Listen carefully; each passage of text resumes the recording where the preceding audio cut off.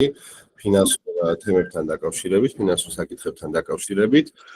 წინა ვებინარები შეეხებოდა ბიუჯეტირების საკითხებს, შეეხებოდა აღრიცხვის საკითხებს და სხვადასხვა მნიშვნელოვან დეტალებს ხელოვნური ინტელექტის როლს ფინანსების მიმართულებით და დღეს უკვე ვისაუბრებთ ზოგადად რამდენად მნიშვნელოვანი არის ფინანსები და მონაცემების ასე ვთქვათ, გაზომვა და სხვადასხვა კოეფიციენტები იმისთვის, რომ მივიღოთ დირექტორმა მიიღოს სწორი ფინანსური გადაწყვეტილებები. ჩვენაც უფრო მეტ კომპანიასთან მუშაობთ, ხვდებით სხვადასხვა, რა თქმა უნდა, სხვადასხვა კომპანიაში არის სხვადასხვა რეალობა, მაგრამ არის ერთი ძირითადი ტრენდი, რომ ბუღალტერი აღრიცხავს მონაცემებს, აგზავნის დეკლარაციებს, აკეთებს ყველაფერს იმას, რაც სავალდებულო არის კანონმდებლობით, მაგრამ როგორც წესი, შემდეგ ამის გამოყენება არ ხდება ხოლმე გადაწყვეტილების მიღებისთვის, ხო, დირექტორების მიერ. ამას აქვს რამდენიმე ძირითადი მიზეზი. ერთი პირველი ძირითადი მიზეზი არის ის, რომ ბუღალტერია თვითონ როგორც ასეთი ის ასახავს ფაქტს, ხო?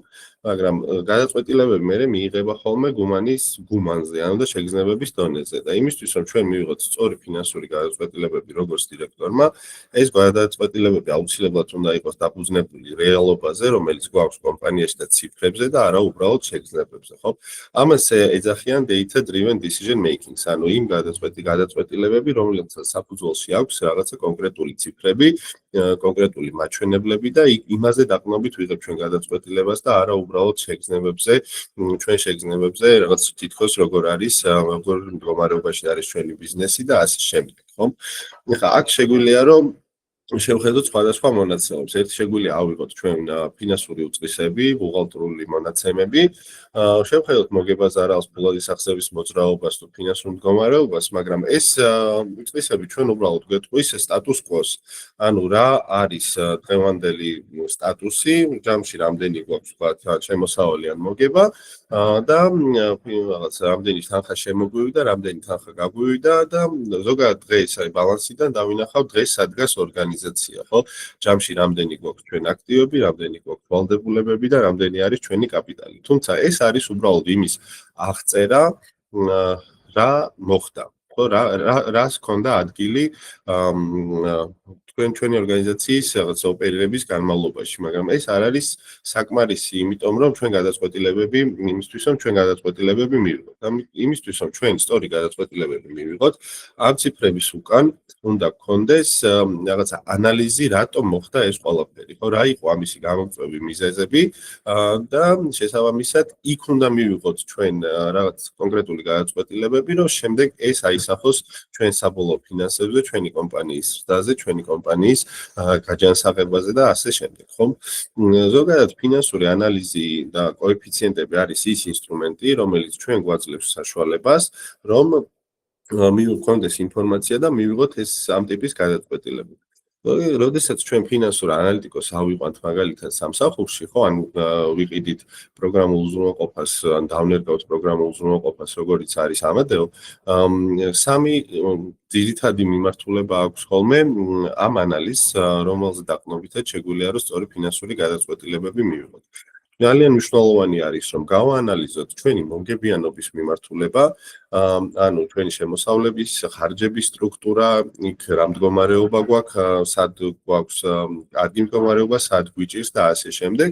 ასევე უნდა გავაანალიზოთ ლიკვიდობის სიტუაცია, იმიტომ რომ ჩვენ შეიძლება დარიცხვის პრინციპით საკმაოდ კარგი მდგომარეობა გქონდეს მომგებიანობის კუთხით, თუმცა თუ თანხა არ შემოდის ორგანიზაციაში და მომწოდებლებს კი დროზე უხდით, ამას შეიძლება ორგანიზაცია აღმოაჩინოს ისეთ მდგომარეობაში, როდესაც ფურცელზე ჩვენ მომგებიანი ვართ, მომსახურება გავწიეთ, მაგრამ ანგარიშზე თანხა არ გვაქვს.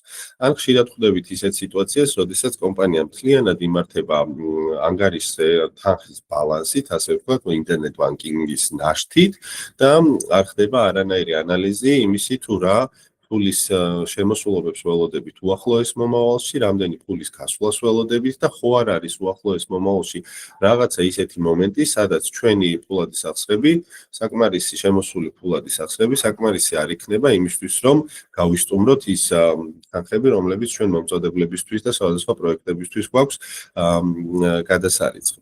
და ამ ორი ანალიზის შემდეგ, რა თქმა უნდა, კიდევ ბევრი მიმართულება შეიძლება გამოვყოთ, მაგრამ მხოლოდ ახლა ამ ძირითად სამზე ვისაუბრებთ ამ ვებინარის განმავლობაში.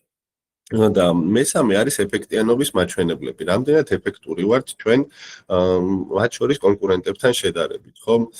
რამდენად ვიცი, ნაკლები თანამშრომლებით ვაგენერირებთ იგივე შემოსავალს, რასაც კონკურენტები აგენერირებენ. ხო, ერთ თანამშრომელზე შემოსავალი რამდენი გვაქვს? ან თუ ჩვენ ვაჭრობის სფეროში ვართ, შეიძლება ჩვენ გქონდეს მილიონი ნავაჭრი, ხო, კონკურენტსაც გქონდეს მილიონი ნავაჭრი, თუმცა მას გქონდეს ფართი ორჯერ ნაკლები, შესაბამისად იჯარის ხარჯიც გქონდეს ორჯერ ნაკლები, ვიდრე ჩვენ. ხო, ანუ ეფექტურობის კოეფიციენტები გვეუბნება ჩვენ რამდენად სხვებთან შედარებით, მათ შორის რამდენად ეფექტურები ვართ ამ მიმართულებით, ხო? თუ ჩვენ ამ სამივე მიმართულებას გავაანალიზებთ, ჩვენ გვეცოდინება და სწორ მეტრიკებს შევიმუშავებთ და სწორ კოეფიციენტებს შევხედავთ, ჩვენ გვეცოდინება, რომ ჩვენ დარიცხვის პრინციპითაც კარგად ვართ და რეალურად მისაღები თანხები და გასაცემი თანხების ნაწილში ჯამში პლუსში გავდივართ, ასევე კარგად ვართ უშუალოდ ფულად სახსრების მოძრაობის ნაწილში, ის რაც რის რეალიზაციასაც ვახორციელებთ, იმის თანხების დროულად შემოგდის და რაც გადასახდელი გვაქვს, იქაც ვცდილობთ, რომ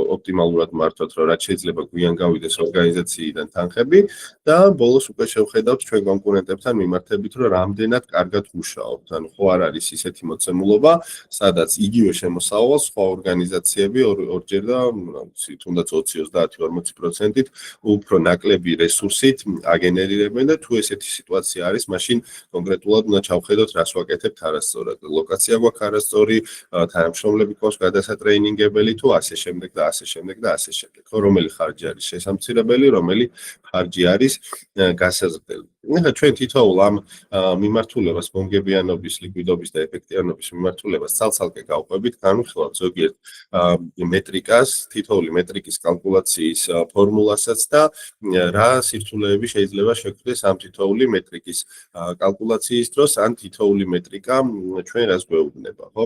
ანუ ეხლა გავყვეთ ნელ-ნელა, ეტაპ-ეტაპ გავიაროთ თითოეული მათგანი და კითხვები თუ იქნება, შეგვიძლია რომ ვებინარის პარალელურადაც დავშვათ, არ არის პრობლემა. პირველი რაზეც მინდა რომ დავკონცენტრირდე, ეს არის მომგებიანობის კოეფიციენტები. მოგებას არალს რომ ჩავხედოთ, იქ არის რამდენიმე დონე, ხო, გვაქვს რამდენიმე ტიპის მოგებას ვეძახით, ინგლისურად სხვადასხვა სხვა ტერმინებია, ქართულად სხვა ტერმინებია, მაგრამ გვაქვს ჩვენ საერთო მოგება, გვაქვს საოპერაციო მოგება და გვაქვს წმინდა მოგება. ხო, საერთო მოგება არის ერთ-ერთი ყველაზე მნიშვნელოვანი მაჩვენებელი განსაკუთრებით იმ ორგანიზაციებისთვის, ვინც არის ვაჭრობის სფეროში, ხო, სადაც რეალიზებული საქონლის თვითღირებულება არის საკმაოდ დიდი წილი ხარჯების ნაწილში. მაგალითად, რო ავიღოთ რიტეილის მიმართულება, ხო, იქ ხშირად არის ხოლმე დაახლოებით ჯამური ხარჯების 50% არის რეალიზებული საქონლის თვითღირებულება და აქ რა თქმა უნდა შემოდის ერთი მომენტი, რომელიც არის ძალიან კრიტიკული, ეს არის თვითონ მარაგების მართვა და აი ამ რეალიზებული საქონლის თვითღირებულების სწორად ჩამოწერა, იმიტომ რომ როდესაც ვყიდულობთ სხვადასხვა პარტიებს, ნელ-ნელა ვყიდულობთ ამ რეალიზებას მარაგებს, იქ არის ხოლმე ხშირად სხვადასხვა ფასად შეძენა, მერე ჩამოწერი სხვადასხვა პრინციპები იქნება ეს FIFO, LIFO თუ საშუალო თანხით ჩამოწერა და ამას მუდმივი მონიტორინგი ჭირდება და მუდმივი ინვენტარიზაცია ჭირდება, იმიტომ რომ ხშირად არის ხოლმე რომ დანაკარგები გვაქვს ინვენტარიზაციაში, რაღაცა არ არის ჩამოწერილი და მერე ორგანიზაციები აღმოაჩენენ ხოლმე რომ რაღაცა მარაგში ფურცელზე უზით კონკრეტული თანხის რაღაც პროდუქცია, რომლის გონიათ რომ მისი რეალიზაცია არის შესაძლებელი, თუმცა როდესაც უკვე საქმეზე მიდგება და ინვენტარიზაციას გააკეთებენ, აღმოჩნდება ხოლმე რომ საერთოდ არაფერი ყოფში არ არის და ეს ციფრები მხოლოდ ფურცელზეა, იმიტომ რომ თვითონ რეალიზებული საქონლის თვითღირებულების ჩამოწერაში და აღიარებაში იყო რაღაცა პრობლემა აღრიცხვის კუთხით, ხო?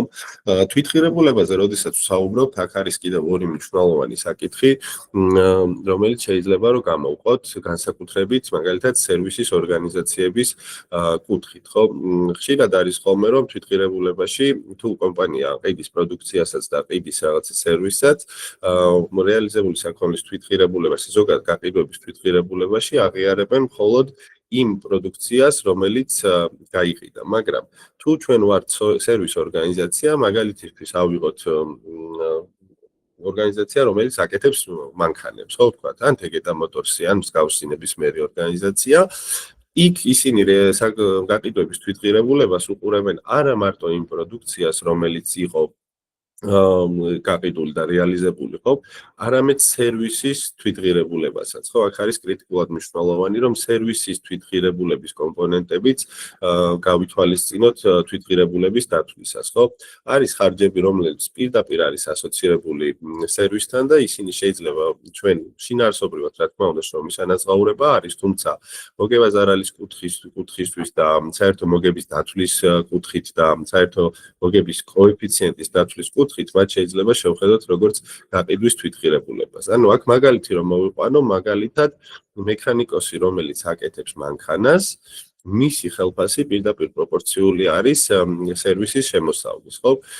და არის როგორც წესი არის ხოლმე პროცენტი ამ სერვისის შემოსავლიდან. ან იგივე ავიღოთ სილამაზის სალონები და ასე შემდეგ. ხო, ანუ ჩვენ თუ გვყავს თანამშრომლები, რომლებიც პირდაპირ ფრონტში მუშაობენ მომხმარებლებთან და მათი ანაზღაურება მათ შორის არის სერვისის შემოსავლის პროცენტი, ხშირად კომპანიები ამას კლასიფიკაციას უკეთებენ როგორც თვითღირებულების თვითღირებულებას და მანდ ვიღებთ უკვე სწორ კოეფიციენტს, სწორ საერთო მოგებას და სწორ საერთო მოგების პროცენტს, ხო? ანუ საერთო მოგება რა არის? არის მარტივი კალკულაცია, საოპერაციო შემოსავალს ვიღებთ და ვაკლებთ გაყიდვების თვითღირებულებას, უბრალოდ გაყიდვების თვითღირებულებაში არის ესეთი რაღაცა მთელი კომპლექსურობა დამარხული, რას დავარქმევთ გაყიდვების თვითღირებულებას და ამდენად სწორად აღვიცხავთ მას ისევ იმ ინვენტარიზაციის პრობლემებიდან გამომდინარე, რომ გამოვიდეთ, ამას სჭირდება მუდმივი მონიტორინგი და დარწმუნებული უნდა ვიყოთ, რომ ის მარაგები, რაც ჩვენ გვიდევს საწყობში, ნამდვილად თანხმედრაში არის იმ მარაგებთან, რომლებიც გვაქვს ფინანსურ აღრიცხვაში. სხვა შემთხვევაში შეიძლება გქონდეს გაყიდვების თვითღირებულება შემცირებული ან გაზრდილი, რაც რა თქმა უნდა დაამახინჯებს შემდეგ უკვე საერთო სურათს და შეიძლება რომ შეცდომაში შეგვიყვანოს გადაწყვეტილების მიღების კუთხით. საერთო მოგების პროცენტს რაც შეეხება, ისევ რომ დაუბრუნდეთ ვაჭრობის სფეროს, აქ ვთქვათ 50%-ის ფარგლებში თუ ვართ, ეგ არის დაახლოებით ხო სტანდარტი. თუ ჩვენ სერვისიც გვაქვს ზევიდან დამატებული და არ ჩავთვალეთ, ვთქვათ პირდაპირ ხელფასები გაყიდვების თვითღირებულებაში, ეს კოეფიციენტი შეიძლება უფრო მაღლაც ავიდეს, 60-70%-ზე ავიდეს, მაგრამ ძალიან ისეთი არის, ჯობია ხოლმე რომ ყველა ხარჯი, რომელიც მიბმული არის პირდაპირ გაყიდვებზე და არის პირდაპირ ხარჯები და არის სვლადი ხარჯები, რომლებიც გაყიდვებს ეხება, ისინი კონდეს თვითღირებულებაში, თუმცა აქ რა თქმა უნდა სტანდარტებს არ უნდა ავსვათ და რაღაცა ისეთი არ უნდა ჩავსვათ, რაც შინაარსობრივად არ შეიძლება რომ იყოს გაყიდვის თვითღირებულება. მაგრამ საერთო მოგება, ანუ საოპერაციო შემოსავალს მინუს ჩვენი გაყიდვების თვითღირებულება არის ის ძირითადი თანხა, რომელიც ჩვენ ორგანიზაციაში გვრჩება იმისთვის, რომ გავისტუმროთ ყველა საერთო და ადმინისტრაციული გაყიდვის და მარკეტინგის ხარჯები. ხო, ეს არის რეალურად ბიზნესმა რა დაგვიტოვა, თავისი რაღაც სვლადი, შეგვუხეშათ ამას სვლადი ხარჯების დაკლების შემდეგ მიღებულ მოგებასაც ეძახიან ხოლმე, რა თქმა უნდა, უხეში დეფინიცია არის, თუმცა მას შემდეგ რაც გადავიხადეთ მომწოდებლების თანხა იმ პროდუქციის, რის რეალიზაციაც გავაკეთეთ, ან გადავიხადეთ იმ თანამშრომლებს, ვინც პირდაპირ ხელფასი მიიღო სერვისთან დაკავშირებულ საკითხებიდან, რამდენი დაგვრჩა ჩვენ ფული, მოდი ასე ვთქვათ, რომ სათაო ოფისის ხარჯები გავისტუმროთ, ხო, რამდენი დაგვრჩა რომ რაღაცა ოფისის იჯარა გავისტუმროთ, რამდენი დაგვრჩა მარკეტინგისთვის, რამდენი დაგვრჩა დამფუძნებლებისთვის და ასე შემდეგ და ასე შემდეგ, ხო? ეს არის ერთ-ერთი ყველაზე მნიშვნელოვანი კოეფიციენტი. ამას თუ არ უყურებს მენეჯმენტი, მან შეიძლება რომ სერიოზულ პრობლემაში აღმოჩნდეთ, ეს კოეფიციენტი თუ ქვემოთ მოდის, მაშინ ზრდასაც არანაირი მნიშვნელობა არ აქვს. ანუ თუ ჩვენ ვიზრდებით და საბოლოო ჯამში უფრო ნაკლები ფული გვჭება, ასეთ ზრდას დიდი აზრი არ აქვს. ამიტომ ეს არის ერთ-ერთი ძირითადი კოეფიციენტი, რომელსაც მუდმივი მონიტორინგი ჭირდება. ეხლა მოგებაზარალს შემდეგ ქვემოთ რომ ჩამოვყვეთ ხო, მას შემდეგ რაც საერთო მოგება დავთვალეთ, ძალიან მნიშვნელოვანი არის ის ხარჯები, რაც წეღან ვახსენეთ, ხო? სათაო ოფისის ხარჯები, მარკეტინგის ხარჯები, ანუ ყველა ის საოპერაციო ხარჯი, რაც ჩვენ გვაქვს, იქნება ეს ზოგადადმინისტრაციული ხარჯი, თუ იქნება ეს მენეჯმენტის ანაზღაურება, იქნება ეს მარკეტინგის ხარჯი, გაყიდვების ხარჯი თუ ასე შემდეგ. შემდეგ ამის დაკლებით უკვე ვიღებთ მეორე მოგებას, ანუ სულ სამ მოგებას განვიხილავთ, ნუ კიდე შეიძლება უფრო მეტად ჩაიშალოს, მაგრამ დღეს ვისაუბრეთ სამ მოგებაზე, როგორც ვთქვი, საერთო მოგება უკვე გავიარეთ, საოპერაციო მოგება და მისი კოეფიციენტი, ანუ მას შემდეგ უკვე რაც დავთვალეთ საერთო მოგება, ამას დაკლებული საოპერაციო ხარჯები არის ის საოპერაციო მოგება, რომელიც ჩვენ დაგვჭა. ხო, ესეც არის ძალიან მნიშვნელოვანი კოეფიციენტი, რაც ნიშნავს იმას, რომ მას შემდეგ რაც მე გავისტუმრე ჩემი მომწოდებლები პროდუქციის, მას შემდეგ რაც გავისტუმრე ყველა თანამშრომელი, იქნებოდა ეს პირდაპირი ხელფასი, რომელიც თვითღირებულებაში შევიყვანე, თუ იქნებოდა სათაო ოფისის ხელფასი, ზოგადი ხელფასები, ასე ვთქვათ, ფიქსირებული ხელფასები, რაც მე მაქვს, ასე ვთქვათ, ადმინისტრაციული გუნდისთვის, გავისტუმრე მარკეტინგის ხარჯი და გავისტუმრე, ასე ვთქვათ, ყველაფერი რაც საოპერაციო საქმიანობასთან არის დაკავშირებული, რამდენი თანხა დამრჩა, ხო? და ანალოგიურად აქაც არის საოპერაციო მოგების პროცენტი რო დავთვალოთ, არის საოპერაციო მოგება გაყოფილი უკვე საოპერაციო შემოსავალზე, სადაც ვიღებთ უკვე კოეფიციენტს, რომელიც გვეუბნება, რომ რამდენი პროცენტი რჩება ჩვენი შემოსავლების, მას შემდეგ რაც გავისტუმრეთ ყველა საოპერაციო ხარჯი.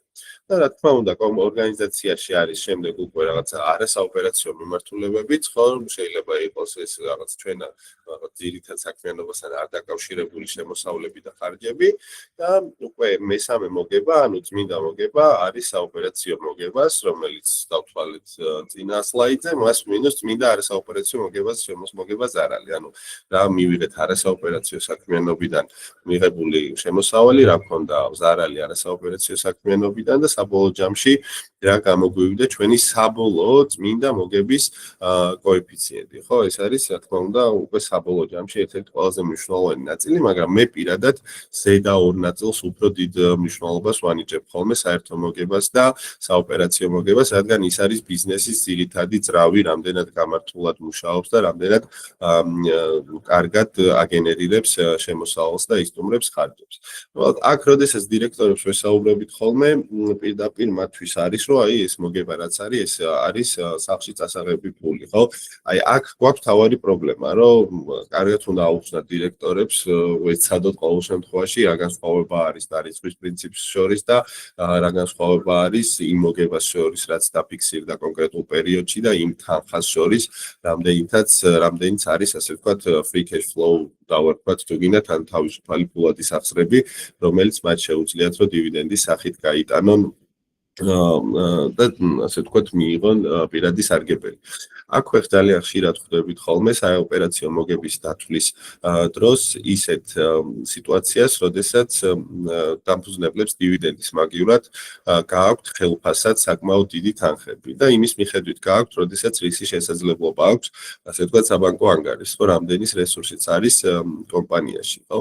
ამიტომ ხშირად, როდესაც მაგალითად კომპანიის გაყიდვაზე მიდის საუბარი, ან ინვესტორის შემოსვლაზე მიდის საუბარი, ყოველთვის ინვესტორი ითხოვს ნორმალიზებულ ფინანსურ უწყისებს. ნორმალიზებული ფინანსური უწყისი რას ნიშნავს? ხო, რაღაცა ხარჯები, მაგალითად, თუ შინაარსობრივად ის დივიდენდი არის, ხო, მაგრამ ხელფასის სახით არის გაცემული და დაბეგრილი, იმას ითხოვენ ხოლმე, რომ მისი გამოყოფა ცალკე მოხდეს. ამიტომ, როდესაც ვითვლით საოპერაციო მოგებას, იქ მნიშვნელოვანი არის ის, რომ თუ ძალიან დიდი თანხები აქვს დამფუძნებელს გატანილი ხელფასად, რა თქმა უნდა, ეს ზის ჩვეულებრივ საოპერაციო ხარჯებში რაღაცნაირად მისი ცალკე გამოყოფა მოხდეს, რომ ვიცოდეთ უშუალოდ ბიზნესთან ასოცირებული ხარჯები, რაც მას სჭირდება, ის რამდენი არის და არ დაგვაბნიოს იმ ნაწილმა, რომ კონკრეტულ თვეში თუ კვარტალში შეიძლება დამფუძნებელმა საკმაოდ დიდი თანხა გაიტანოს ხელფასის სახით და არ კონდეს იმის აღქმა, რომ იმ კონკრეტულ პერიოდში ვიყავით წამგებიანები, ხო, ბიზნესი იყო მომგებიანი, უბრალოდ დამფუძნებელმა ხელფასის სახით გაიტანა თანხები. ხო, ესეთი კონკრეტული რაღაც პატარ-პატარა დეტალები გვხვდება სხვადასხვა მუხლებთან მიმართებით და ძალიან მნიშვნელოვანი არის, რომ ისეთი ფორმა შევიმუშაოთ, რომელიც სწორ ობიექტურ სურათს გვაძლევს კომპანიის პერფორმანსთან დაკავშირებით, ხო? მას შემდეგ, რაც ჩვენ უკვე წმინდა მოგება დათვლილი გვაქვს, ძალიან მნიშვნელოვანი არის ახლა საბანკო სფეროში, მაგალითად რომ გადმოწეროთ TBC ბანკის ან საქართველოს ბანკის ყოველწლიური ანგარიშგება, იქ აუცილებლად იქნება დათვლილი ესეთი კოეფიციენტები, როგორიც არის უკუგება საშუალო აქტივებზე. ხო, ეს რას ნიშნავს? ანუ ჯამში რამდენი ლარის, ასე ვთქვათ, აქტივი გვაქვს ჩვენ ორგანიზაციაში, ანუ ჩვენ აქტივების ჯამური მოცულობა რამდენი არის და რამდენ მოგებას აგენერირებს ეს თითოეული აქტივი. ანუ თითო დოლარი აქტივის საშუალოდ რამდენ ლარ მოგებას აგენერირებს, ხო? ამას როგორც წესი იღებენ ხოლმე წმინდა მოგებას და მერე ითვლიან საშუალო აქტივებს. საშუალო აქტივები როგორ უნდა დავთვალოთ, ხო? მაგალითად, TBC-ის შემთხვევაში ამის დათვლა ხდებოდა ყოველთვიური საშუალო მაჩვენებლით. ანუ ვიღებთ იანვრის, თებერვლის, მარტის, ապრილის და ასე შემდეგ აქტივების საბოლოო ნაშთების რაოდენობას, ყოფთ 12-ზე და ეგ არის უკვე ჩვენი მნიშვნელი, ხო? ანუ უბრალოდ ერთი თარიღის აქტივი რო ავიღოთ, ეს არ იქნება სწორი, იმიტომ რომ კონკრეტული აქტივი შეიძლება წლის ბოლოს გაგვიჩნდა, კონკრეტული აქტივი შეიძლება იყოს წლის დასაწყისში და ასე შემდეგ. ხო, ამიტომ ძალიან მნიშვნელოვანია, რომ ავიღოთ გასაშვალოებული მონაცემი აქტივებთან მიმართებით, იმიტომ რომ წმინდა მოგება ხო პერიოდის მეტრიკაა, ასე ვთქვათ, ხო, ეს არის წლის წმინდა მოგება. ამიტომ ჩვენ ასე გვჭირდება წლის საშუალო აქტივები, ხო? ავიღებთ იანვრის, თებერვლის, მარტის და ასე შემდეგ აქტივების ციფრებს, გავასაშვალოებთ მათ და ისე გამოვიყვანთ ამ კონკრეტულ კოეფიციენტს და ამაში მუდმივად ხდება ხოლმე ბანკების შეჯიბრება, რომ რაღაცა უკუგება აქტივებზე ვიღაცას 2% აქვს, ვიღაცას 2.5% აქვს და ვისაც უფრო მაღალი აქვს, რა თქმა უნდა, ის უფრო კარგი. მაგრამ აქტივებზე, როდესაც ვსაუბრობთ, მეორე მხარეს არ უნდა დაგვაუწყდეს, რომ გვაქვს ვალდებულებები და კაპიტალი და ვალდებულებების და კაპიტალის სტრუქტურა სხვადასხვა ორგანიზაციებს აქვს სხვადასხვა, ხო? ვიღაცას აქვს საკმაოდ მაღალი სესხის კოეფიციენტი და ამას ინგლისურად leverage-ს ეძახიან, ანუ რაც უფრო მეტი წილი შენი აქტივების არის სესხით დაფინანსებული, უფრო ასე ვთქვათ, რისკიანია ორგანიზაცია, ხო, იმ კუთხით, რომ შეიძლება ვალდებულებების გადახდა ვერ მოხერხდეს და ორგანიზაციას შეექმნას ფინანსური პრობლემები, ხო? ამიტომ ამ კუთხით ძალიან მნიშვნელოვანი არის რა სტრუქტურა გვაქვს კაპიტალში, ანუ რამდენი პროცენტი არის ვალდებულებების და კაპიტალის ხარეს, რამდენი პროცენტი არის ჩვენთვის ჩვენი ვალდებულებების და კაპიტალის ნაწილში, რამდენი პროცენტია ვალდებულება და რამდენი პროცენტი არის კაპიტალი და მეორე კოეფიციენტი, რომელსაც ყველა ბანკი და ითვლის და ალბათ ყველა კომპანიაც უნდა ითვლიდეს, რამდენი პროცენტი გვაქვს უკუგება საშუალო კაპიტალზე. ანუ ანალოგიურად როგორც თქვით, რომ აქტივების ყოველთვიური მონაცემები ითვლება იანვრის, თებერვლის და მარტის და ასე შემდეგ, ანალოგიურად ითვლება კაპიტალის ყოველ საშუალო, ასე ვთქვათ, თანხა, რამდენი გქონდა ნაშთები კაპიტალზე ყოველი თვის ბოლოს და მათი გასაშუალებული მონაცემები და ესეთ მიდის მნიშვნელში და წმინდა მოგება იყოფა ამ ციფრზე. ეს ციფრი რას გვეუბნება ჩვენ? ეს ციფრი ფაქტობრივად ჩვენ გვეუბნება თითო ინვესტირებულ ლარზე დამფუძნებლების მიერ რამდენი მოგება დაუწერეთ, ხო? ესეც რაც უფრო მაღალი არის, მით უფრო კარგია და ამითიც სუმითის ხოლმე ბანკებთან რაღაცა 30% გვაქვს უკუგება რაღაცა ინვესტირებულ კაპიტალზე, ხო? ანუ ეს ნიშნავს, რომ $100 თუ გავაკეთებთ ინვესტირებას, მე $30 ამოვიღებთ, $30 იქნება მოგება. ნუ დივიდენდად რამდენი გაიცემა, ეგ მე კიდე ცალკე ამბავია, მაგრამ უშუალოდ კომპანიის მოგება იქნება ყოველ ინვესტირებულ, თქვა $100-ზე 30 ლარი წლიურად, რაც საკმაოდ მაღალი ჩვენებელი არის ზოგადად. არის ბიზნესები, რომელსაც ბევრი კაპიტალი ჭირდება, არის ბიზნესები, რომელსაც შედარებით სერვისის ბიზნესებს შედარებით ნაკლები კაპიტალი აქვს ხოლმე და ხშირად ამ კოეფიციენტს იმდენად დიდი მნიშვნელობა არ აქვს, მაგრამ სადაც არის ინფრასტრუქტურა, სადაც არის ვაჭრობა და ასე შემდეგ, აქ არის ძალიან მნიშვნელოვანი ამ კოეფიციენტების ყურება, რომ თითო ინვესტირებულ ლარზე რამდენი მოგება გენერირდება. ან წინა კოეფიციენტი, რომ ჩვენი აქტივები რაც გვაქვს, იქნება ეს მარაგები, იქნება ეს უძრავი ქონება თუ ასე შემდეგ, აი ამ თითო აქტივზე, თითო ლარიან აქტივზე მოგებას რამდენს წერთ, ხო, თუ გვაქვს მილიონი ლარის აქტივები და რაღაცა წერთ 300,000 მოგებას, მაშინ ეს არის ჩვენი 30%, მაგრამ შეიძლება გქონდეს 10 მილიონის აქტივები და წერდეთ 1 მილიონ ლარ მოგებას, რაც ნიშნავს, რომ 10% გვაქვს თითოეულ აქტივს, თითოეულ ლარ 1 ლარს აქტივებში ჩვენ ვაწერინებთ მხოლოდ 10%, ხო? ბანკებში 10% საკმაოდ მაღალი კოეფიციენტია, ან დაახლოებით 2% არის თუ 3% თუ სწორად მახსოვს უკუგება აქტივებზე და დაახლოებით 30% არის კაპიტალზე. და ნუ იქ კაპიტალის მოთხოვნა სხვა აქვს, ხო, იქ ვალდებულებების წილი ბანკის მოგება ზარალში საკმაოდ მაღალი არის ხოლმე ვიდრე კაპიტალის წილი. ეხლა მოგებაზარალის ნაწილში კიდე ბევრი კოეფიციენტი არის, რა თქმა უნდა, იქ უნდა უყუროთ რაღაცა თვიდან თვემდე, კვარტლიდან კვარტლამდე, წლიდან წლამდე რამდენად გაიზარდა ან შემცირდა ჩვენი შემოსავალი, აუცილებლად უნდა გქონდეს ბიუჯეტი და ფაქტი გეგმას უყუროთ, რამდენად მივყვებით ჩვენ დაგეგმილ შედეგებს, რომლებიც გქონდა წლის განმავლობაში, წლის დასაწყისში დაგეგმილი და ასე შემდეგ. ანუ დაახლოებით შეიძლება 50 და 70 კოეფიციენტზე ავიდეთ ჯამში ყველაფერს რო უყუროთ, მაგრამ ეს არის ძალიან საბაზისო კოეფიციენტები, რომლის ყურებაც არის კრიტიკულად მნიშვნელოვანი, მაგრამ როგორც ვთქვით, დარიცხვის პრინციპი ერთია, მოგებაზარალი ერთია, მაგრამ ოჯახში ფული შემოვიდა თუ გავიდა, რამდენი შემოვიდა და რამდენი გავიდა, მაგას აქვს ძალიან დიდი მნიშვნელობა და მათ შორის რამდენად ჯანსაღი არის ჩვენი ბალანსის სტრუქტურა, ხო? ჩვენ რაც გვაქვს მისაღები თანხები მოკლევადიან პერიოდში 1 წლის განმავლობაში, ის რამდენად ფარავს იმ ვალდებულებებს, რომლებიც ანალოგიურ პერიოდში გვაქვს გასასტუმრებელი, ხო? მიმდინარე აქტივები არის ის თანხა, რასაც ველოდებით დღევანდელი მდგომარეობით მოკლევადიან პერიოდში, მიმდინარე ვალდებულებები არის ის თანხა, რასაც ველოდებით რომ გადასახდელი გვექნება ან დასაბრუნებელი გვექნება მიმდინარე პერიოდში. ხო, აქ მიმდინარე ვალდებულებები თუ მნიშვნელოვნად მაღალი არის მიმდინარე აქტივებზე, საკმაოდ მაღალი რისკი არის იმის, რომ ჩვენ დაგვჭირდეს გარედან დაფინანსების მოტანა თუ არ გვაქვს საკმაოდ დიდი თანხები საბანკო ანგარიშზე. ხო, ამიტომ ამისი მონიტორინგიც ძალიან მნიშვნელოვანია, რომ ვიცოდეთ რაღაცა ცოტა ისეთი მომავლის განჭვრეტის შესაძლებლობას გვაძლევს ეს კოეფიციენტი, რომ ვთქვათ, რომ აი ცოტა ხანში პრობლემა მექნება, იმიტომ რომ ჩემი მიმდინარე ვალდებულებები მნიშვნელოვნად აღემატება ჩემს მიმდინარე აქტივებს, შესაბამისად რაღაცა დაფინანსება უნდა მოვიტანოთ, იმიტომ რომ ადრე თუ გვიან ეს თანხები კომპანიიდან გავა.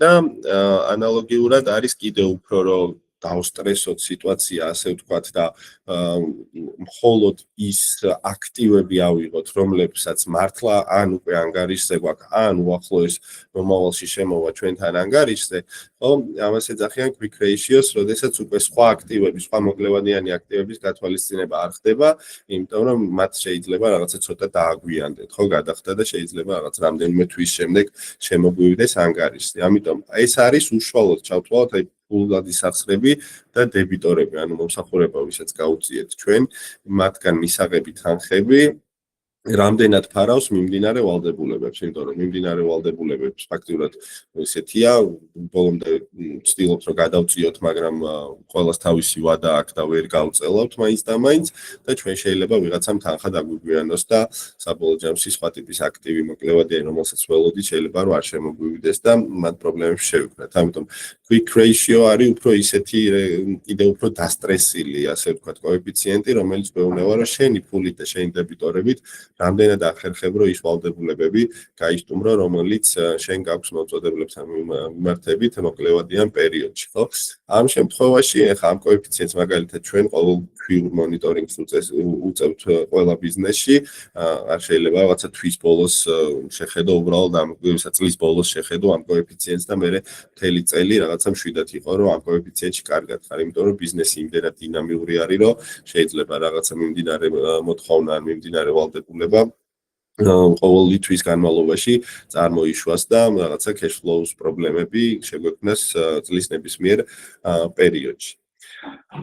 არის რამდენიმე ტერმინები, ამის ფორმულები ახლა ესე დეტალურად აღარ გამომიტანია, მაგრამ თუ დაგაინტერესებთ, შეგვიძლია რომ ამის სიღრმეებში შევიდეთ. ძალიან ხშირად სავაჭრო ორგანიზაციები არ უყურებენ ხოლმე მათი საშუალო თანხის მიღების და თანხის გადახდის დღეებს. ანუ ეს არის ძალიან მნიშვნელოვანი ნაწილი მათ შორის და რამდენი დღის აი დებიტორების და კრედიტორების ანალიზსაც არ უკეთებენ ხოლმე, რომ ჩვენი დებიტორები დღეს რაც გვაქვს, ანუ მისაღები თანხები დღეს რაც გვაქვს, ეს რამდენი დღის გაყიდვები არის. ხო, ანუ 1 თვის გაყიდვების ფული გვაქვს, მისაღები 2 თვის გაყიდვების ფული გვაქვს, მისაღები თუ 6 თვის გაყიდვების ფული გვაქვს, მისაღები ან პირიქით რამდენი გვაქვს გადასახდელი, ხო, 1 თვის ვალდებულებების საშუალოდ ვიძახი, რა თქმა უნდა, 1 თვის რეალიზაციის პროდუქციის ასე ვთქვათ, შესყიდვების ფული გვაქვს გადასახდელი თუ 2 თვის შესყიდვების ფული თუ 3 თვის შესყიდვების ფული. ხო, ამას აქვს ძალიან დიდი მნიშვნელობა, იმიტომ რომ თუ მაგალითად დებიტორები გვეწელება და ეს დღეების რაოდენობა მაღლა მიდის, ეს გვიქმნის პრობლემას, ხო? ეხლა 2 თვის და 3 თვის გაყიდული რეალიზაციის ფული თუ გაქვს მისაღები, ესე იგი საიდანღაც უნდა დაფინანსების წყარო მოვიტანოთ, რომ ეს სხვაობა ამოვალსოთ, ხო და ჩვენი ხარჯები გავისტუმროთ და როგორც წესი ცდილობენ ხოლმე, რომ რა თქმა უნდა დაგვიანებების გარეშე, მაგრამ მომწოდებლებთან ისეთი მოლაპარაკებები აწარმოონ, რომ ცოტა უფრო გვიან მოხდეს ფულის გადახდა და ეს კოეფიციენტები რაღაცნაირად ერთმანეთს აბალანსებს, ხო? თუ ჩვენ შემოგვდის ფულ რაღაცა ერთვიანი ერთი თვის დავალიანება არის, ერთი თვის რეალიზაციების ფული გვაქვს მისაღები და ერთი თვის თვითღირებულების ფული გვაქვს გადასახდელი, მაშინ ყველაფერი წესრიგშია, იმიტომ რომ იქ მარჟა ზემოდან გრჩება და ასე შემდეგ და ასე შემდეგ. და მესამე მნიშვნელოვანი არის ის, რომ ის მარაგები, რაც ჩვენ გვიდევს, რამდენი დღის რეალიზაციას ეყოფა. ხო, ანუ რამდენი დღის სავაჭრო მარაგები გვიდევს. ეს სავაჭრო მარაგები თუ რაღაცა ჩამოვიდა 3 დღეზე და 2 დღეზე, პრობლემაა, ხო, ანუ შესაკვეთი გვაქვს უკვე მომწოდებელთან, მაგრამ აქ ისევ და ისევ მნიშვნელოვანი არის, რომ გვესმოდეს ის ნაწილი, რომ სწორად უნდა გქონდეს მარაგები აღრიცხული, სწორად უნდა ხდებოდეს მარაგების თვითღირებულების ჩამოწერა, რომ ამ თანხამ არ შეგვიყვანას შეცდომაში და არ გვეგონოს, რომ აი 3 თვის მარაგები გვაქვს, ან 2 თვის რეალიზაციის მარაგები გვაქვს და უცებ აღმოჩნდეს, რომ საერთოდ არაფერიც არ გვაქვს საწყობში, ხო, ან მნიშვნელოვნად ნაკლები პერიოდის გვაქვს და შემდეგ უკვე რაღაცა შეკვეთის ხანგრძლივობა, რომ შეკვეთიდან პროდუქტის ჩვენამდე მოსვლის დრო შეიძლება 2 კვირა იყოს და დაიგვიანოს მარაგმა და გქონდეს პროდუქტის დეფიციტი, რაც ბიზნესისთვის არის, რა თქმა უნდა, ძალიან ცუდი, ხო, ამიტომ ამ კუთხით ლიკვიდობის კოეფიციენტების მონიტორინგიც არის ძალიან მნიშვნელოვანი კომპონენტი.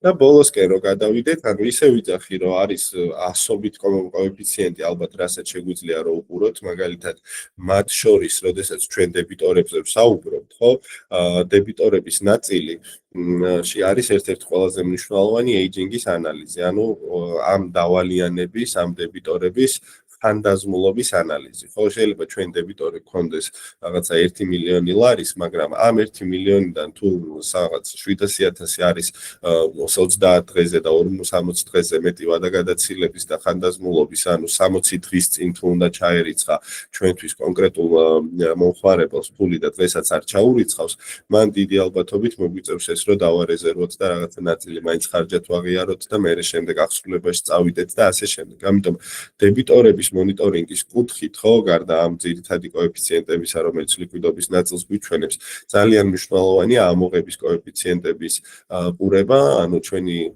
რეალიზებული, ჩვენი შემოსავლიდან, დარიცხული შემოსავლიდან რამდენი პროცენტი მივიღეთ ჩვენ მომხმარებლებისგან და რაც მისაღები გვაქვს, ის როდინდელია. რაც უფრო ახალია, რა თქმა უნდა, ნაკლები რისკი არის, რომ მან პრობლემა შეიქმნება, იმიტომ რომ მიმდინარე არის, მაგრამ რაც უფრო ხანდაზმული არის ეს მისაღები თანხები, ხო, ის იქ უფრო დიდ პრობლემებს უნდა ველოდოთ მე აღსრულების ბიუროს, სასამართლო და ასე შემდეგ და ასე შემდეგ შეიძლება სხვადასხვა პროცესები მოგვიწიოს, რაც რა თქმა უნდა პრობლემებს ქმნის, ხო, ამ კუთხით არის ეს ხანდაზმულობის ანალიზი არის ერთ-ერთი ძირითადი ნაწილი, რომელიც აუცილებელი არის, აუცილებელია, რომ მისი მონიტორინგი ვახორციელოთ პერიოდულად. თუმცა ეს არ არის საკმაოდ მარტივი კალკულაცია, ბუღალტრული პროგრამების აბსოლუტურ უმრავლესობას არ აქვს ამისი ტექნიკური შესაძლებლობა, რომ თითო დებიტორის ჭრილში აკონტროლოს იმ კონკრეტულ დებიტორს რამდენი ხნის როდინდელი დავალიანება აქვს დასაფარი. ამადეოში ამის შესაძლებლობა სულ მალე იქნება და ეს არის ჩვენი მიზანიც, რომ აი ეს კოეფიციენტები კი არ იყოს რაღაცნაირად ყოველ დასათვლელი საწვალებელი და ასე შემდეგ, არამედ დირექტორს ყოველდღიურად ჰქონდეს ეს თავის დეშბორდზე და უყუროს ამას ლაივ რეჟიმში და შემდეგ ამაზე დაფუძნებით მიიღოს კონკრეტული გადაწყვეტილებები, ხო? ამიტომ ფინანსურ ანალიზზე, როდესაც ვსაუბრობთ, ეს high level კოეფიციენტის დათვლა არის მხოლოდ დასაწყისი. შემდეგ არის აი თავარი კითხვა, ხო, რატომ მოხდა, რატომზე რო გავცეთ პასუხი, უნდა ჩავიდეთ სიღრმეებში, უნდა ჩავიდეთ თითოეულ მომწოდებელზე, უნდა ჩავიდეთ თითოეულ დებიტორზე და იქ გავაანალიზოთ რა სურათი არის. ჩავიდეთ თითოეულ პროდუქტზე და ვნახოთ ის მარჟა, როდესაც დაბალი გვაქვს და საერთო მოგების მარჟა რო დაბალი გვაქვს, რატო გვაქვს, რომელი პროდუქტის გამო იყო ეს მარჟა შემცირებული, ხო? ეს ანალიზი არის კრიტიკულად მნიშვნელოვანი. და ბოლოს უკვე ეფექტურობის კოეფიციენტზე რო გადავიდეთ, ერთ-ერთი ყველაზე მნიშვნელოვანი კოეფიციენტი, რომელსაც ბანკებიც მათ შორის ძალიან აქტიურად უყურებენ და სხვა ორგანიზაციებიც, არის ჩვენი cost to income ratio, ხო? ანუ ჩვენი საოპერაციო ხარჯები, ჩვენი საოპერაციო შემოსავლების რა ნაწილი არის, ხო? საოპერაციო შემოსავლების ალტერნატიულ მაჩვენებლად აქ შეიძლება იყოს ჩვენი საერთო მოგება, სხვადასხვანაირად იცვლება ხოლმე, მაგრამ კომპანიამდე როგორც მისთვის უფრო ინფორმატიული იქნება, ისე შეუძლიათ დათვალონ ეს კოეფიციენტი. ხა ბანკები, როდესაც ამას იცვლიან, უკვე net interest income-ს იღებენ, ანუ საპროცენტო ხარჯებ დაკლებულ შემოსავალს იღებენ და ისე უყურებენ ხოლმე და ეს კოეფიციენტი მათთვის არის მიზანი, რომ 30% იყოს საოპერაციო ხარჯები გაყოფილი საოპერაციო შემოსავლებთან, ხო, მინდა საოპერაციო შემოსავლები დავარქვათ, თუ გინდათ ამას თვითღირებულება რო იყოს დაკლებული, ანუ იგივე საერთო მოგება.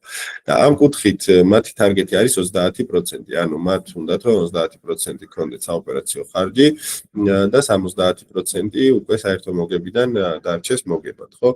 ეს საკმაოდ ისე დაბალი კოეფიციენტია, რა თქმა უნდა, 30% ხარჯების შეფარდება შემოსავლებთან, ეგეთი დაბალი ალბათ საბანკო სფეროს გარდა არსად არ არის, მაგრამ მაინც ეს არის კოეფიციენტი, რომლის სულ ქვემოთ ჩამოქაჩვასაც უნდა ვცდილობდეთ, ანუ ჩვენი ხარჯები, ჩვენი შემოსავლის სულ უფრო და უფრო ნაკლები პროცენტი უნდა იყოს, რაც რა თქმა უნდა ავტომატურად გულისხმობს იმას, რომ ჩვენი მოგება უფრო მეტი პროცენტი უნდა იყოს ჩვენი შემოსავლებიდან, ხო?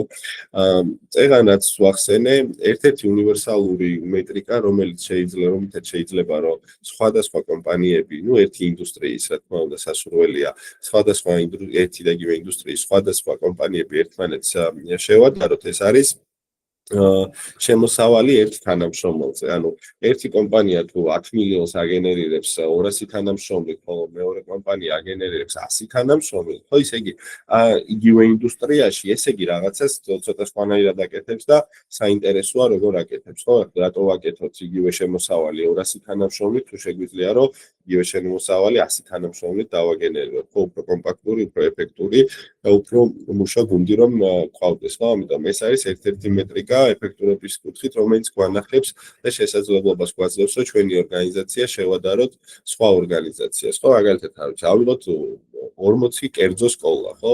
და ერთმანეთის როგორი რაღაცა, კი, გასაგებია რომ ვიღაცას შემოსავალი მეტი აქვს, ვიღაცას შემოსავალი ნაკლები აქვს, მაგრამ თითო თანამშრომელი რამდენ შემოსავალს აგენერირებს იმ სკოლაში, ხო? შეიძლება ვიღაცას კონდეს 10 მილიონი შემოსავალი, მეორე სკოლას კონდეს 20 მილიონი შემოსავალი, მაგრამ 10 მილიონიან სკოლას ყავდეს 500 თანამშრომელი და 20 მილიონიან სკოლას ყავდეს 2000 თანამშრომელი, ხო? გამოდის რომ თითო თანამშრომელზე ეს 4-ჯერ მეტ შემოსავალს აგენერირებს, ვიდრე ეს 2-ჯერ მეტ შემოსავალს აგენერირებს, ვიდრე მეორე სკოლა, რომელიც თითქოს უფრო დიდია, მაგრამ საბოლოო ჯამში უფრო ნაკლებად ეფექტურია და შეიძლება გრძელვადიან პერიოდში ამ ფიქსირებულმა ხარჯებმა პრობლემები შეუქმნას ფინანსური, ხო? რიტეილში არის საკმაოდ გავრცელებული კოეფიციენტი საოპერაციო შემოსავლების ან ისევ საერთო მოგების, როგორც მინდა ისე შევხედოთ, თითოეულ კვადრატულ მეტრზე, ანუ ანალოგიური მაგალითი რომ მოვიყვანოთ, თუ გვაქვს ჩვენ სუპერმარკეტების ერთი ქსელი და სუპერმარკეტების მეორე ქსელი, ჯამში თუ შემოსავალი ერთნაირია, მაგრამ სავაჭრო ფართი ერთს აქვს 20,000 კვადრატული მეტრი და მეორეს აქვს 45,000 კვადრატული მეტრი, ესე იგი პირველი რაღაცას სწორად აკეთებს, ხო, ორჯერ მეტს ვაჭრობთ თითოეულ კვადრატულ მეტრზე, ხო? ესეთი ეფექტურობის მეტრიკები არის ძალიან მნიშვნელოვანი დამფუძნებლისთვის, რომ თვალი აეხილოს და თქვას, რომ რანაირად ხდება ისე, რომ იმისი თანამშრომლები, ერთი თანამშრომელი 10,000 ლარს აგენერირებს შემოსავალს და ჩემი 3,000 ლარს აგენერირებს. ან როგორ მოხდა ის, რომ ჩემი ფართების რაღაცა 1 კვადრატულ მეტრზე გაყიდვები 5,000 ლარია და იმასთან 15,000 ლარია, ხო, რაღაცას არასწორად ვაკეთეთ, ან ლოკაციას არასწორად ვარჩევთ. მე ამას ჩაშლის კონკრეტული ლოკაციების მიხედვით, რომელი ფილიალი არის, ან თუნდაც ერთი ორგანიზაციის ჭრილში გვინდა, რომ ფილიალები ერთმანეთს შევადაროთ, ხო, ერთ ფილიალში ყავს 20 ადამიანი, მეორეში ყავს 40 ადამიანი, თქვათ, ხო? და ანალოგიურ შემოსავალს აგენერირებენ. ხო, ცალსახაა, რომ ის ფილიალი, სადაც მეტი თანამშრომლები არიან, იმაში რაღაცა პრობლემა არის და იქ უნდა ჩავეძიოთ და სიღრმეებში შევიდეთ და ვნახოთ. იქ ლოკაცია არის ცუდი, სერვისი გვაქვს ცუდი, ასორტიმენტი გვაქვს ცუდი თუ რა არის, ხო? ამიტომ ფინანსები არის მთავარი იდენტიფიკატორი, რომელიც გეუბნება, რომ შენ სად გაქვს საქმე კარგად და სად გაქვს საქმე ცუდად. სად რომელ კომპანიასთან შედარებით ბაზარზე უკეთესად ოპერირებ და რომელ ორგანიზაციასთან შედარებით ჩამორჩენა გაქვს, ხო? ჯამური ციფრები ამისთვის საკმარისი არ არის, წალსაღად შეიძლება ის უფრო დიდია, მაგრამ შენ უფრო ეფექტური ხარ.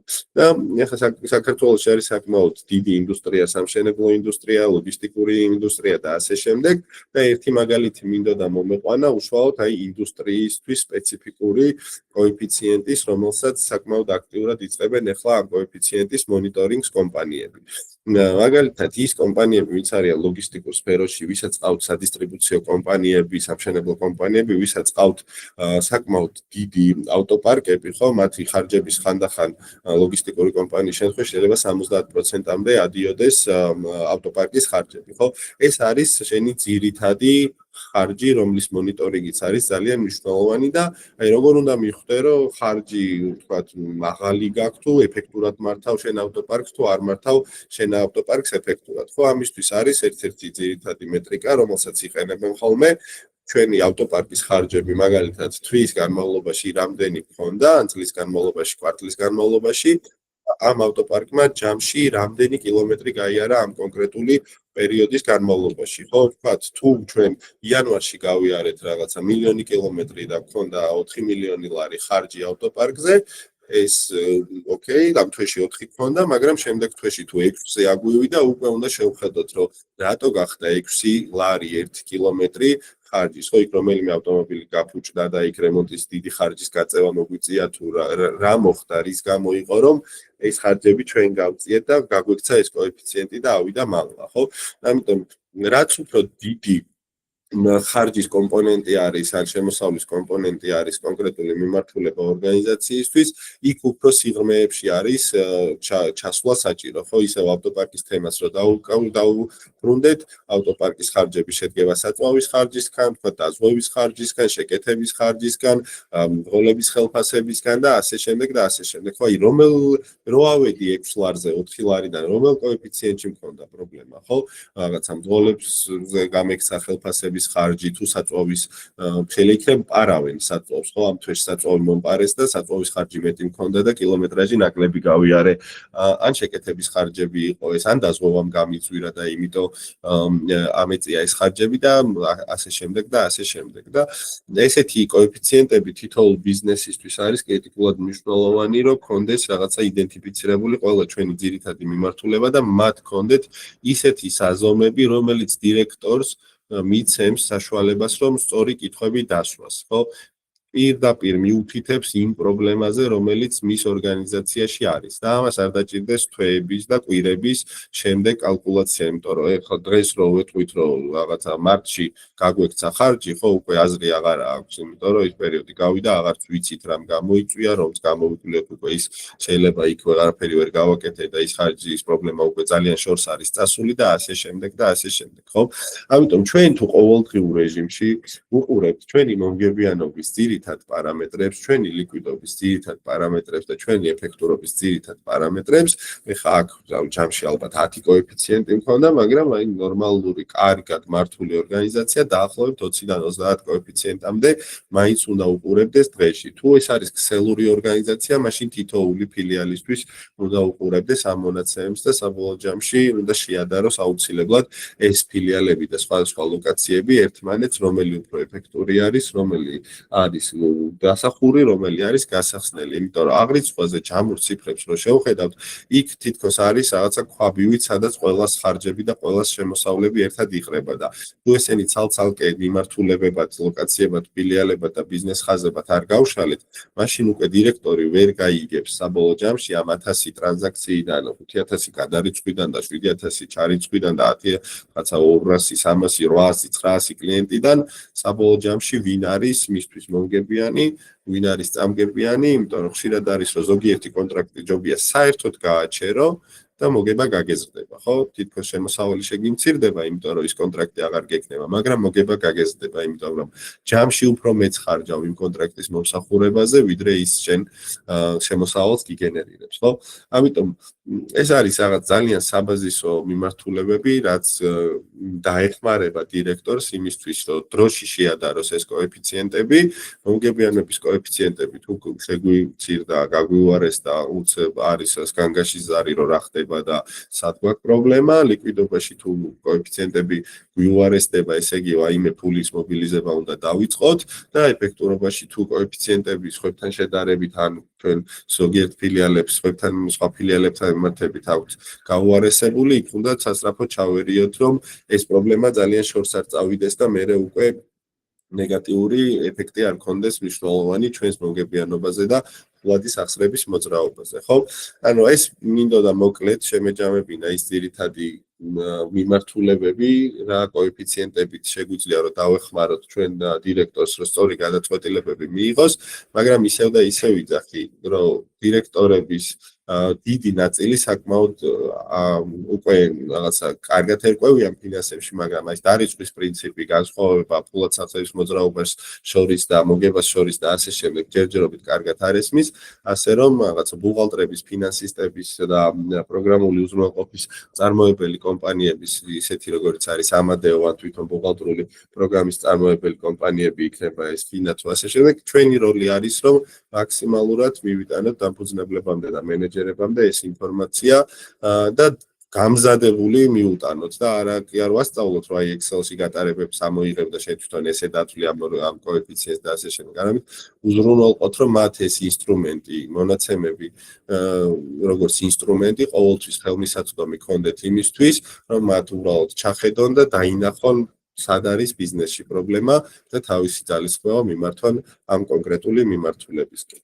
დღევანდელი ვებინარის პრეზენტაცია ეს იყო, თუ არის და იმედია არის კითხვები კონკრეტულ საკითხებთან ან ნებისმიერ სხვა საკითხთან დაკავშირებით, ძალიან დიდი სიამოვნებით ვუყურებთ.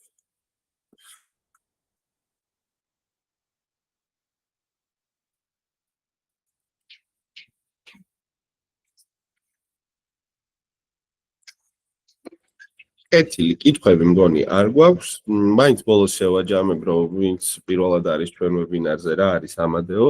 ამადეო არის ფინანსური ანალიტიკის პლატფორმა, რომელიც უერთდება საქართველოში მომუშავე თითქმის ნებისმიერ ბუღალტრულ პროგრამას, ავტომატურად მოაქვს იქიდან ბუღალტრული გატარებები და გვაძლევს შესაძლებლობას, რომ ყველა ეს კოეფიციენტი თითქმის რაც ეხლა პრეზენტაციაზე გავიარეთ და რაც ვახსენეთ, იყოს ავტომატურ რეჟიმში დათვლილი და მივაწოდოთ დამფუძნებელს და რუტინული ფინანსური კალკულაციების ნაწილი ასე ვთქვათ, შევიმციროთ. ვაკონტროლოთ ჩვენი მოგება ზარალი, ჩვენი შემოსავლები, ჩვენი ხარჯები, ჩვენი ფულადის ახსრები, შემოსული თანხები, გასული თანხები, ვუყუროთ ჩვენს მომგებიანობას ყოველთვიურ ჭრილში თუ წლიურ ჭრილში, დავთვალოთ ჩვენი კოეფიციენტები და ნახოთ ზუსტად ჩავიდეთ დეტალებში ჩვენი შემოსავლების კუთხით, გავაანალიზოთ ვინ დაგვიგენერირა ეს შემოსავლები, ვინ დაგვიგენერირა კონკრეტული ხარჯები,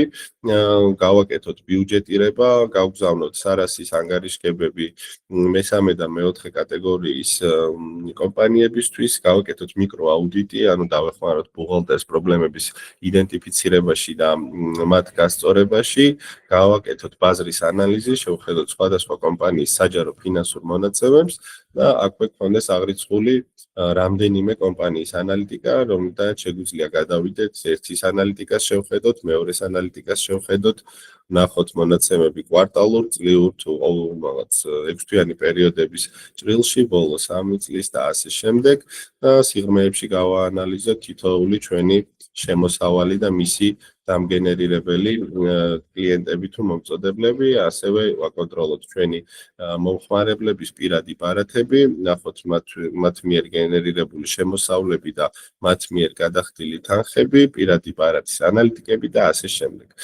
ამადეო არის, ასე ვთქვათ, თქვენი პირველი ქართული ფინანსური ანალიტიკის სოფტი. დირექტორებისთვის, ფინანსური ანალიტიკოსებისთვის და ბუღალტრებისთვის. თუ უნდა ინტერესებული იქნებით ამადეოსთან პარტნიორობით და თანამშრომლობით, ჩვენ მხოლოდ გაგვიხარდება. ყველას მინდა დიდი მადლობა გადაგიხადოთ დღევანდელი ვებინარზე დასწრებისთვის. ორ კვირაში გვექნება ვებინარი შემდეგ თემაზე. დიდი მადლობა ყველას ყურადღებისთვის. მადლობა. მადლობა.